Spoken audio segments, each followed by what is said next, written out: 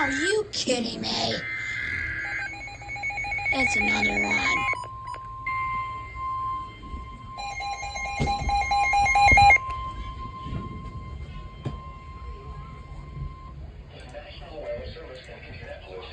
A severe thunderstorm warning for northeastern Morgan County, northeastern Hendricks County, Marion County until 6:45 p.m. Eastern Daylight Time. That includes my area. At 6:11 p.m. Eastern Daylight Time, a severe thunderstorm was located over Danville, or 17 miles west of Indianapolis, moving southeast at 30 miles per hour. That includes Morgan County. Expected hazards include 60 miles per hour wind gusts and left on the side hail.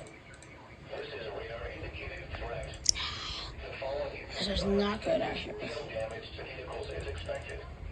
Expect wind damage to roofs, siding, and trees. This severe thunderstorm will be near Avon around 6:15 p.m. Eastern Daylight Time. Claremont around 6:20 p.m. Eastern Daylight Time. Plainfield around 6:25 p.m. Eastern Daylight Time. Wait, this is the exact same thing? Indianapolis International Airport around 6:30 p.m. Eastern Daylight Time.